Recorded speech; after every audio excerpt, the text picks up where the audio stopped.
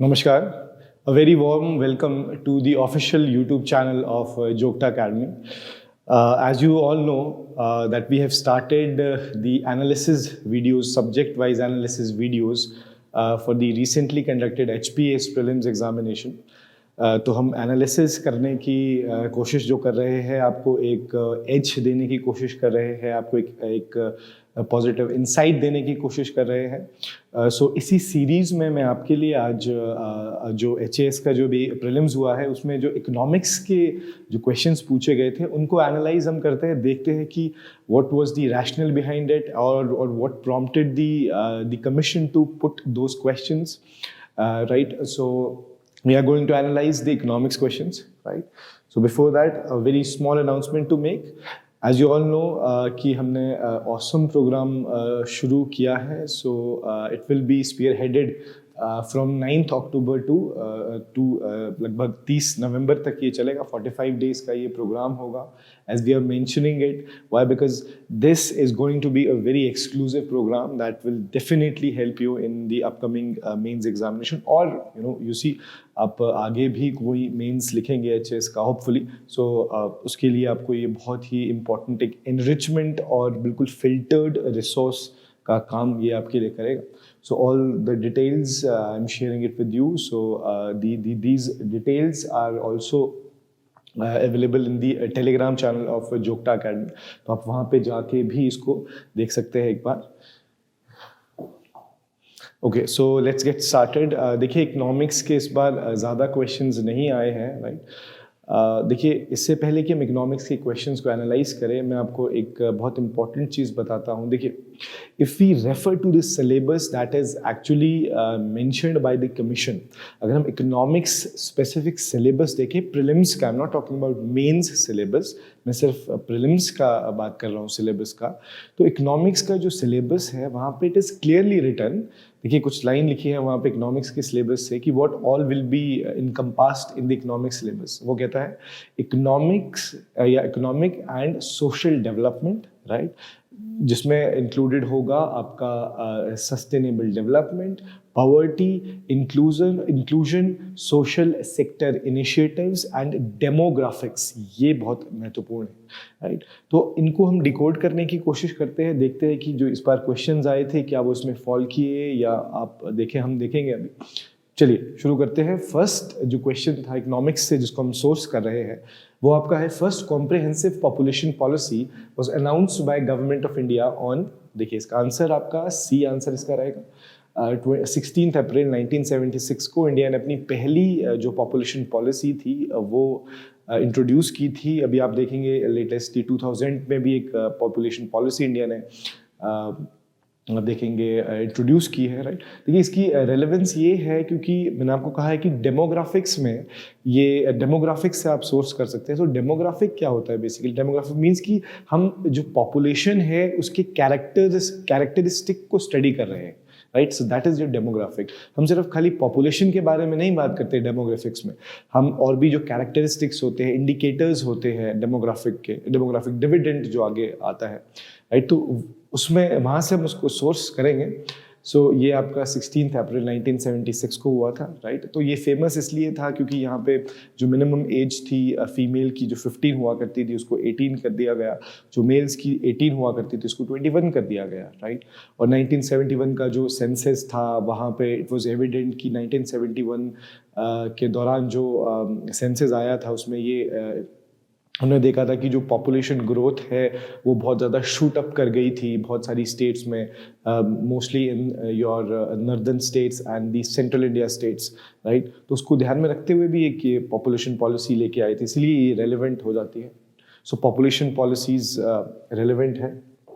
Second question जो आपको economics से देखने को मिलता है वो है आपका स्टेटमेंट बेस्ड क्वेश्चन है। Statement 1, strong sustainability rule is a rule which requires a separate preservation of each category of critical asset, assuming these to be complements rather than substitutes। वैसे ही weak sustainability के बारे में भी पूछा गया है। So ये basically आप देखेंगे एनवायरमेंटल इकोनॉमिक्स से ये क्वेश्चन आता है, राइट। तो वीक सस्टेनेबिलिटी और स्ट्रॉन्ग सस्टेनेबिलिटी के लिए कुछ रिपोर्ट्स भी आई है, there were some propounders for it, जैसे रॉबर्ट सोलो वे एक व्यक्ति थे जिन्होंने वीक सस्टेनेबिलिटी और स्ट्रॉन्ग सस्टेनेबिलिटी के बारे में बताया था। देखिए अगेन इसमें आपको डिसहार्टन होने की ज़रूरत नहीं है कि ये कहाँ से आया है, राइट। सो कुछ क्वेश्चंस इकोनॉमिक्स में इस बार ऐसे थे, मोस्टली आई वुड से, देखिए कि सारे ही क्वेश्चंस ऑलमोस्ट ऐसे थे, जो कुछ डायरेक्ट भी थे 2-3 क्वेश्चंस, बट मोस्टली ऐसे क्वेश्चंस थे जहाँ पे मतलब you do not you should not be feeling dishearten कि हमारी तैयारी नहीं हुई थी। वाई? बिकॉज इकोनॉमिक्स को अगर आपने अच्छे से करके आप गए होंगे, सो हमने कन्वेंशनल इकोनॉमिक्स की होगी, है ना, हमने करंट का इकोनॉमिक्स किया होगा, बट ये ऑल टुगेदर एक डिफरेंट अप्रोच इस बार अडॉप्ट की है कमीशन ने, जहाँ पे उन्होंने आपसे रिपोर्ट्स पे ज़्यादा शिफ्ट किया है थोड़ा सा, और थीरीज पे सबसे ज़्यादा फोकस इस बार रहा है, राइट। सो इसका आंसर अगेन करेक्ट होगा। इसको आप एलिमिनेशन मेथड से भी कर सकते हो, बिकॉज जनरली जो ये स्टेटमेंट्स होती है बड़ी बड़ी, मोस्टली, मैं आपको ये नहीं कह रहा कि हर बार ही ऐसा होगा, बट मोस्टली इनके जो ऑप्शंस रहते हैं वो दोनों करेक्ट ही रहते हैं, राइट। स्ट्रॉन्ग सस्टेनेबिलिटी और वीक सस्टेनेबिलिटी के बारे में, तो इसका आंसर आपका ए रहेगा। Now the next question, again statement based, the theory of unbalanced growth was advocated by professor Hirschman, right. तो प्रोफेसर हर्शमैन की थ्योरी आपसे पूछी गई है। The theory of unbalanced growth states that investment should be first made in certain core sectors of the economy which have a higher degree of कॉम्प्लीमेंटैरिटी। देखिए core sectors में हम यहाँ पे बात कर रहे हैं इंडस्ट्रीज की बेसिकली, राइट। जैसे आप इंडिया में देखते हैं वी हैव 8 कोर सेक्टर्स। अब ये फिर से एक टिपिकल एडवांस इकोनॉमी का क्वेश्चन मैं इसको कहूँगा, क्योंकि थीरीज जनरली हम स्किप कर देते हैं प्रीलिम्स में, बट येस ऑफ कोर्स अब आगे के लिए आपको ये ध्यान रखना होगा कि जैसे आप देखेंगे पिछली बार अगर इकोनॉमिक्स के क्वेश्चंस आप देखेंगे तो they have mostly put their questions from the reports, और कुछ ऐसी रिपोर्ट्स थी जो जनरली हम नहीं पढ़ते, राइट। तो रिपोर्ट्स बहुत ज़्यादा पूछी गई थी लास्ट ईयर के प्रीलिम्स में। इस बार ज़्यादा फोकस उनका थीरीज पे रहा है, जैसे प्रोफेसर हर्शमैन की थ्योरी है जो हम यूजुअली नहीं पढ़ते, to be very honest. Economics के प्रीलिम्स, मेंस में ये some references there, but prelims में we tend to skip this generally. But professor Hirschman की ये जो थ्योरी है, देखिए ये सिंपल सी एक थ्योरी है जो ये कहती है कि किसी भी कंट्री को साइमल्टेनियसली सभी सेक्टर्स में इन्वेस्ट नहीं करना चाहिए एक साथ में, राइट। तो डेफिनेटली जो डेवलपिंग इकोनॉमीज है, देखिए एक ट्रेंड जो यहाँ से निकल के आ रहा है दैट यू शुड सी, ये जो वेस्ट है, वेस्ट की जो कंट्रीज़ है, वहाँ के जो इकोनॉमिस्ट है, ये आपको एक पर्सपेक्टिव दे रहे हैं कि कैसे जो वेस्ट के इकोनॉमिक्स है और वेस्ट की जो कंट्रीज़ है वो जनरली किस तरीके से डेवलपिंग नेशंस को यानी ईस्ट को देखती है, जिसमें अफ्रीका आता है, जिसमें इंडिया, एशिया जो कॉन्टिनेंट है वो आता है, राइट। तो उनका पर्सपेक्टिव जो डेवलपिंग नेशंस के लिए है, वहीं से ये थीरीज आई है।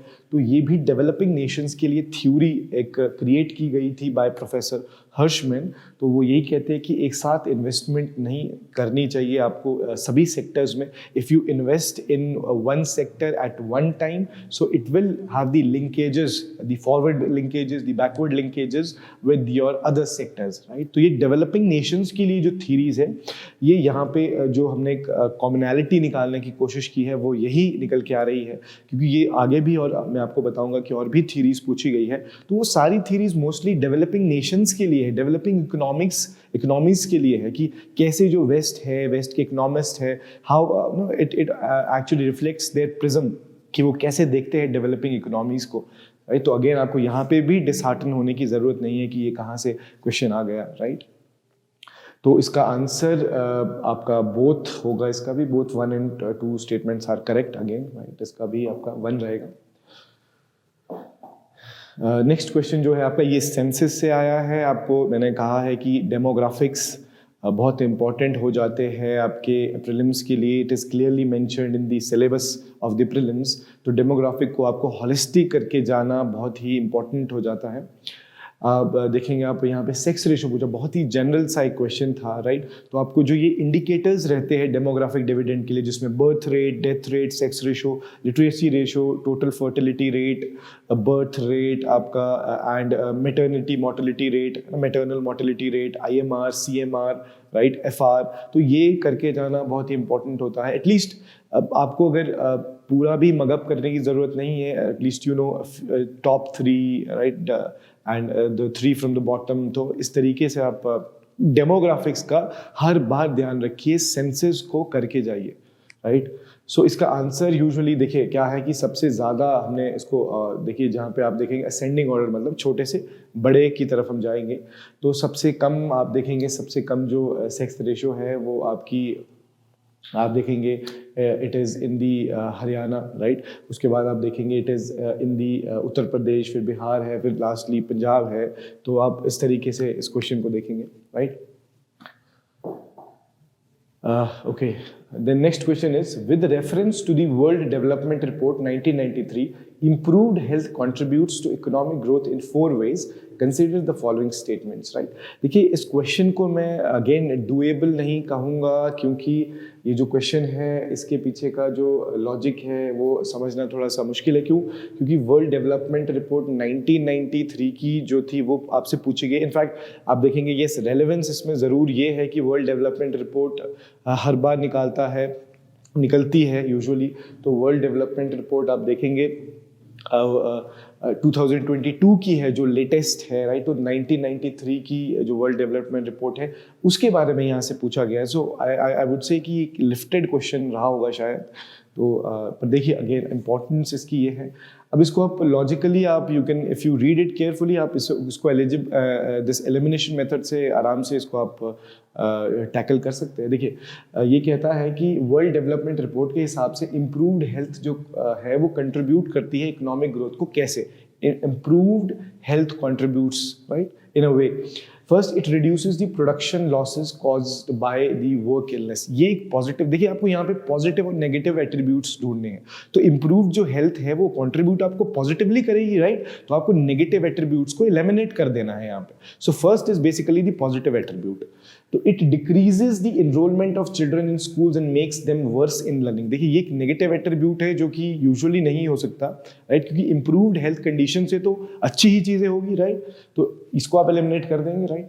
फिर it permits the use of natural resources that had been totally और nearly inaccessible because of the disease. ये भी this is unlikely to be the positive attribute, इसको भी आप नेगेटिव में देखेंगे। फिर fourthly, it decreases for alternative uses resources that would otherwise have to be spent on treating illness. देखिए ये एक पॉजिटिव एट्रीब्यूट यहाँ पे समझ आ रहा है। सो प्रोबेबली जो स्टेटमेंट 1 और 4 है, of course we should wait for the official answer key, but probably इसमें 1 और 4 जो निकल के आ रहे हैं ऑप्शंस वो होने चाहिए मोस्ट प्रोबेबली, क्योंकि यही पॉजिटिव एट्रीब्यूट्स इसमें है। तो आप अदरवाइज देखिए what I am saying is कि आपको मैं इंसाइट देने की कोशिश कर रहा हूँ यहाँ से ये कि आपको ध्यान में रखना है कि कई क्वेश्चंस ऐसे होते हैं कि इट बिलीव्स टू अस कि इट अपीयर्स कि ये नहीं मुझे आएगा शायद, वाई बिकॉज मुझे मैंने ये नहीं पढ़ा है, या ये स्टेटमेंट बेस्ड क्वेश्चन। तो आप उसको एक बार पढ़िए, at least have a passing reference of that कि आप क्या है। तो इसको आप लॉजिकली भी कर सकते थे, राइट। तो 1 and 4 अगेन, राइट। ठीक है जी, नेक्स्ट क्वेश्चन हम देखते हैं। ये कुछ थ्योरीज पूछी गई, अगेन मैं आपको थ्योरीज बताऊंगा। देखिए अगर जो चीज़ यहाँ पे निकल के आ रही है प्रोफेसर हर्शमैन की जो थ्योरी थी अनबैलेंस्ड ग्रोथ की, और ये जो थ्योरीज है critical minimum effort hypothesis, theory of social dualism है, लो लेवल इक्विलिब्रियम ट्रैप की जो थ्योरी है, या थ्योरी ऑफ टेक्नोलॉजिकल डुअलिज्म है, देखिए इन सभी थ्योरीज में इसका answer first of all A रहेगा। क्रिटिकल मिनिमम एफर्ट आपका आप देखेंगे it is the theory of the Leibenstein, right, and theory of dual social dualism आपकी बोइक की थ्योरी है। लो लेवल इक्विलिब्रियम ट्रैप जो आपकी थ्योरी है वो आपकी नेल्सन की है, और थ्योरी ऑफ टेक्नोलॉजिकल डुअलिज्म है जो हिगिंस की एक थ्योरी है, राइट। अगेन इसमें जो एक पैटर्न निकल के आ रहा है वो ये है, ये सारी theories are reflecting the western prism about the developing economies. जो डेवलपिंग इकोनॉमीज है मोस्टली ईस्टर्न कंट्रीज की जो इकोनॉमीज है उनकी इकोनॉमीज को कैसे बेटर किया जाए, राइट। तो उसके रिगार्डिंग ये थ्योरीज है, तो ये कॉमनैलिटी यहाँ से निकल के आई है, राइट। तो ये सारी थ्योरीज जो है ये it is about the developing economies, right, developing economies mostly given by the economists from the west, right तो इसमें भी आपको डिसहार्टन होने की ज़रूरत नहीं है. ऑफ कोर्स थोड़ा सा पासिंग रेफरेंस इन थ्योरीज के बारे में एनसीईआरटीज में आपको दिया गया है, राइट ज़्यादा डिटेल में नहीं है, तो at least you can add one more point two the things you should cover in the economics की थीरीज पूछी जा सकती है आपसे, राइट. सो ये थीरीज है, राइट. तो आंसर ए रहेगा.